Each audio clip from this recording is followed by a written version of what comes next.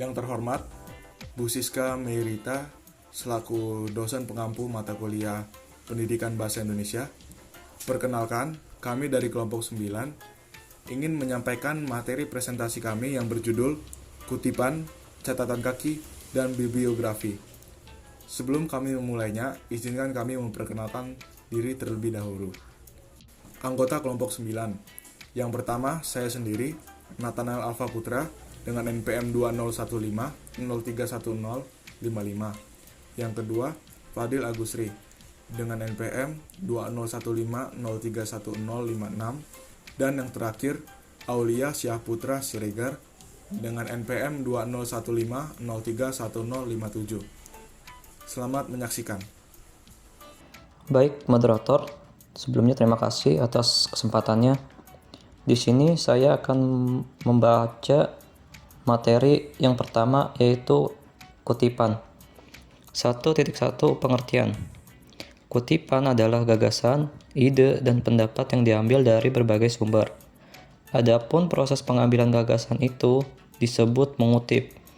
Gagasan itu bisa diambil dari kamus, ensiklopedia, artikel, laporan, buku, majalah, internet, dan lain sebagainya. Mengutip bukanlah sesuatu hal yang bisa seenaknya saja kita buat. Namun, ada beberapa aturan mengutip yang perlu kita ketahui. Aturan-aturan mengutip ini sangat penting untuk diketahui agar dalam pembuatan karya tulis, catatan kaki, dan daftar pustaka tidak terjadi kesalahan yang berakibat fatal bagi kebenaran penguatan argumen dalam karya tulis kita. Kemudian, 1.2 Fungsi dan tujuan pengutipan. Fungsi kutipan. Fungsi kutipan terdiri atas 1. Untuk menunjangkan fakta, konsep, gagasan, atau untuk memberikan informasi tentang sumber data, gagasan, dan lain-lain yang relevan, atau catatan acuan. Yang kedua, untuk memberikan penjelasan penambahan tentang suatu masalah yang dikemukakan dalam teks atau untuk menjelaskan definisi istilah secara cermat, atau yang disebut catatan kaki. Tujuan kutipan yaitu 1. Sebagai landasan teori untuk tulisan kita. Kedua, sebagai penjelasan. Ketiga, bisa juga sebagai penguat pendapat yang kita kemukakan. 1.3 Pedoman dalam kutipan. Terdapat beberapa pedoman dalam kutipan yang terdiri atas 1. Kutipan harus diletakkan di akhir kalimat, di dalam tanda baca. Contoh, aspek sistem perpajakan tersebut sangat signifikan dikemukakan oleh Larsen tahun 1971. Atau dengan cara lain, nama keluarga penulis dapat digabungkan ke dalam teks.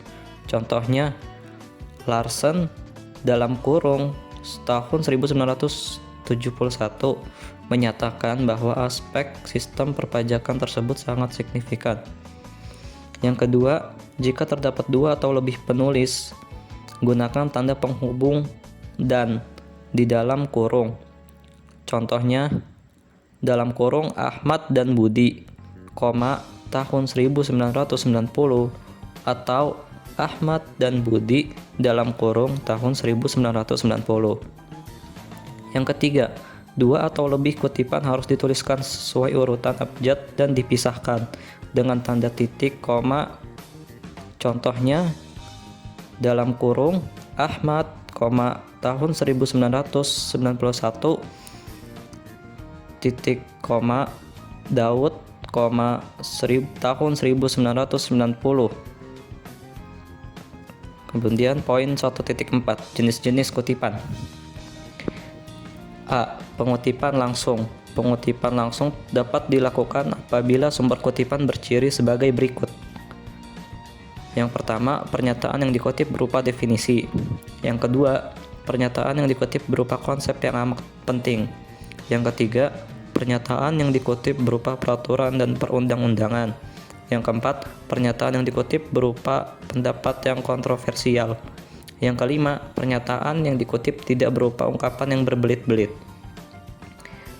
Pengutipan langsung sendiri terbagi menjadi 2, yaitu kutipan langsung kurang dari 4 baris dengan ciri-ciri diintegrasikan atau disatukan dengan teks penulisan. Jarak antar baris, spasi ganda atau dua spasi. Kutipan diapit dengan tanda kutip dan akhir kutipan diikuti dengan tanda kurung yang di dalamnya berisi nama pengarang, tahun terbit, dan halaman. Kemudian kutipan lebih dari 4 baris. Kutipan dipisahkan dari teks dengan jarak 1,5 spasi. Jarak antar baris 1 spasi. Kutipan boleh diapit dengan tanda kutip.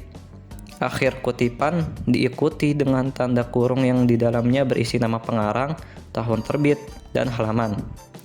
Seluruh kutipan menjorok ke dalam 5-7 huruf atau karakter.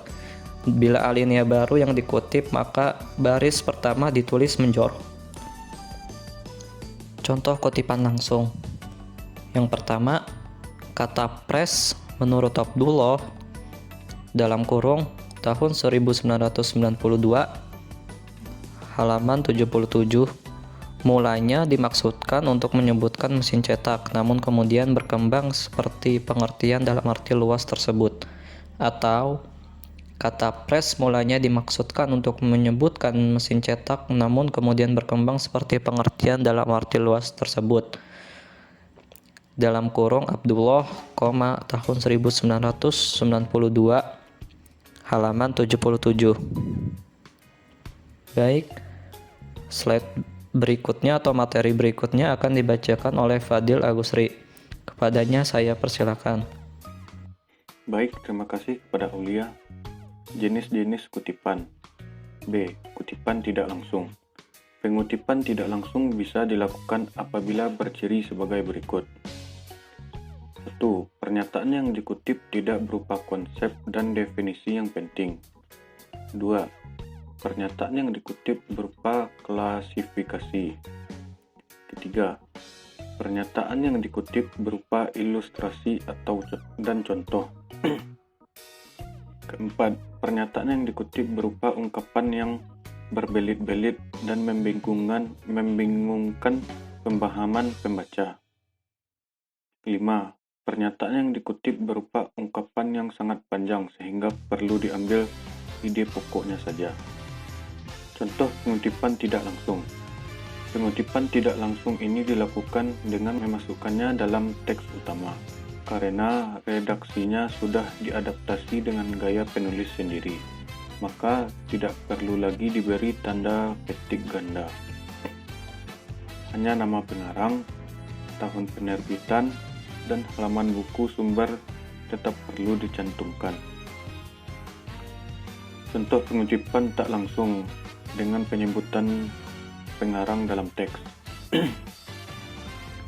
Menurut Poloma dalam kurung 1984-308-3310. Teori definisi sosial beranggapan bahwa manusialah yang membentuk perilaku masyarakat. Norma, struktur, dan institusi sosial dibentuk oleh individu-individu yang ada di dalamnya. Manusia benar-benar otonom. Ia bebas membentuk dan memaknakan realitas, bahkan menciptakannya. Wacana-wacana ia ciptakan sesuai dengan kehendaknya. Jadi, realitas dipandang sebagai suatu yang internal, subjektif, dan nisbi. Ia merupakan kenyataan subjektif yang bergerak mengikuti dinamika makna subjektif individu. Catatan kaki. Pengertian catatan kaki. Catatan kaki adalah keterangan yang ditambahkan di bagian bawah halaman. Catatan kaki biasanya dicetak dengan huruf yang lebih kecil daripada huruf di teks guna menambahkan rujukan uraian di dalam naskah pokok. Catatan kaki menjelaskan sumber asalnya sebuah kutipan, baik kutipan langsung atau tidak langsung.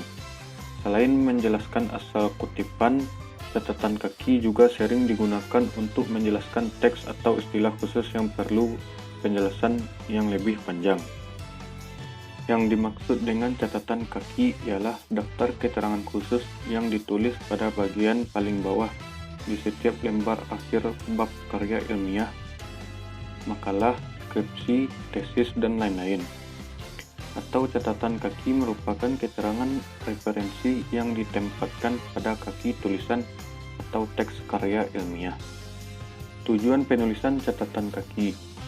Tujuan penulisan catatan kaki adalah untuk menyusun pembuktian, penyataan utang budi, penyampaian keterangan tambahan, memperkuat uraian, dan merujuk bagian lain teks atau uraian pada halaman lain sebelum atau sesudahnya.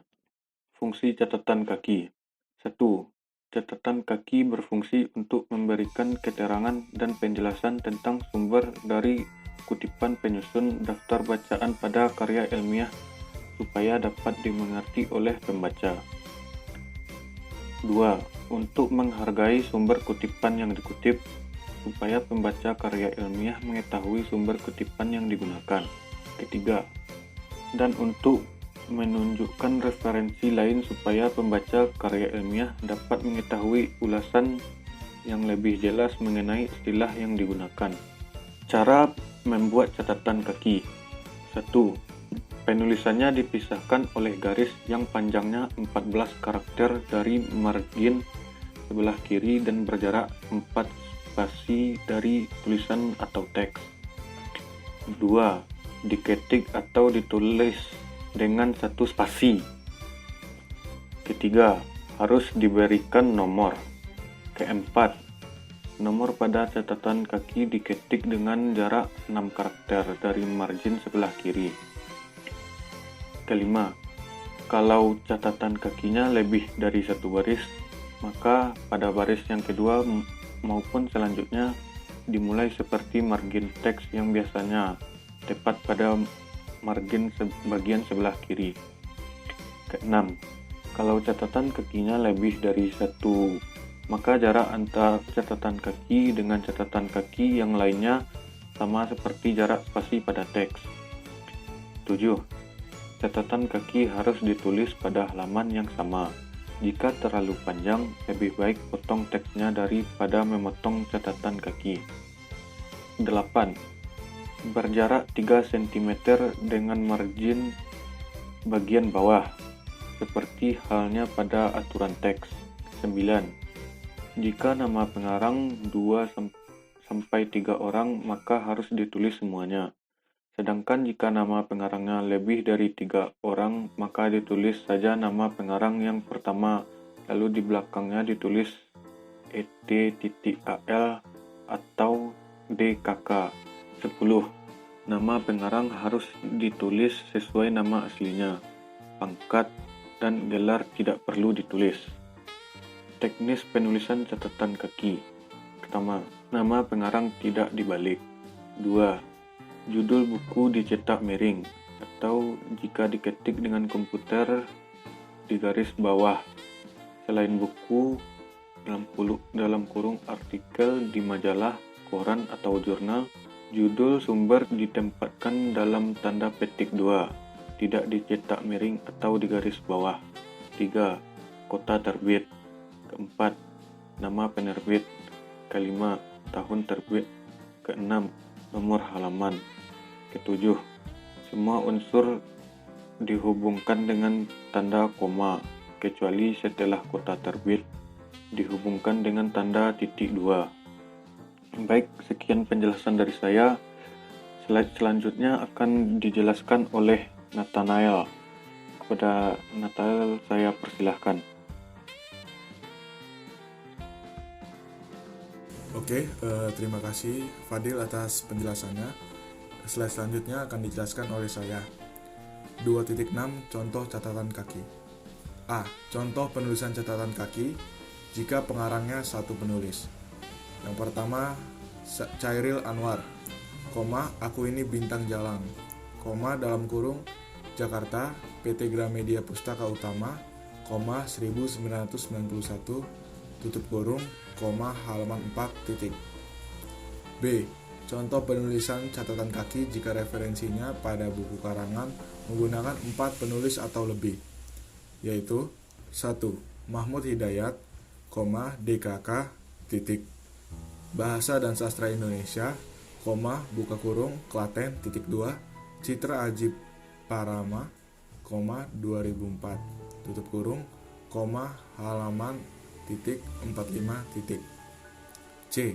Contoh catatan kaki jika sumber berasal dari majalah atau surat kabar, referensi yang berasal dari majalah atau surat kabar, maka penulisan catatan kakinya berbentuk 1. Dinda Mutiara, tanda petik, bahasa Jawa diambang kepunahan, tanda tanya, bertanda petik, Kompas, 3 Mei, 1990, halaman, 5. Jika diambil atau bersumber dari buku. Yang pertama, Dede Nami, cara menulis karya ilmiah, Pustaka Pagi, Bandung, 2011, halaman, 21. 3. Bibliografi. 3.1. Pengertian bibliografi. Bibliografi adalah daftar pustaka yang mencakup isi dan deskripsi sebuah buku. Hal tersebut meliputi judul, pengarang, edisi, cetakan, kota penerbit, nama penerbit, tahun penerbit, dan jumlah halaman. 3.2. Fungsi dan unsur bibliografi. Fungsi bibliografi. 1. Mendeskripsikan sumber referensi secara jelas. Yang kedua, melengkapi keterangan dalam catatan kaki. Unsur bibliografi. Yang pertama, nama pengarang. Yang kedua, judul buku atau artikel atau terbitan. Yang ketiga, identitas atau data publikasi. 3.3. Hal penting dalam penulisan bibliografi. Yang pertama, nama penulis ditulis dengan urutan nama akhir, nama awal, dan nama tengah. Yang kedua, gelar akademik tidak perlu dicantumkan. Yang ketiga, penyusunan secara alfabetis. Yang keempat, tidak ada penomoran antar pustaka. Yang kelima, apabila tidak selesai dalam satu baris, dilanjutkan ke baris selanjutnya dengan dicorokkan ke dalam 5-7 ketukan atau spasi. Yang keenam, jarak antar pustaka 2 spasi. Yang ketujuh, jarak interpustaka yang tidak cukup dalam satu baris, itu 1 spasi. Yang kedelapan, setiap penulisan pustaka diakhiri tanda titik. Yang kesembilan, penulis yang sama dalam satu daftar dituliskan sekali. Yang berikutnya atau berturutan cukup dengan tanda sambung atau tanda garis bawah. Yang 10, untuk penulis yang sama dengan tahun yang sama tapi judul buku berbeda, diberi tanda A, B, C, dan seterusnya, titik, di belakang tahun terbitnya. 3.4. Contoh bibliografi. A. Sumber dari buku. Buku satu penulis. Yang pertama, Arifin, Zainal, 1999, teknik penulisan karangan ilmiah, Jakarta, 2 Gramedia, buku 2 atau 3 penulis. Oliver, Robert, T, N. Rupert Cartwright, 1985, New Training for Effective Speech, New York, 2 Henry Holt and Company, Inch, buku lebih dari 3 penulis. Hasan, Aulia, H, DKK, 2005, model pembelajaran bahasa terpadu, Bandung, 2 nuansa, B. Sumber dari artikel. Artikel jurnal. Yang pertama, Effendi, Anwar, 2005, tanda petik, alienasi tokoh utama dalam novel Pol karya Putu Wijaya, litera, vol, 4, nomor 1, Januari. C. Sumber dari internet. Artikel karya individual. Yang pertama, Hernowo, 2006, mengikat makna, 2, sebuah proses kreatif membaca dan menulis yang memperdayakan diriku, diakses dari http://www.equator.co ID pada tanggal 9 Maret 2006. Demikian presentasi yang dapat kelompok kami sampaikan. Kami meminta maaf apabila ada kesalahan dalam penyampaian materi. Sekian dan terima kasih.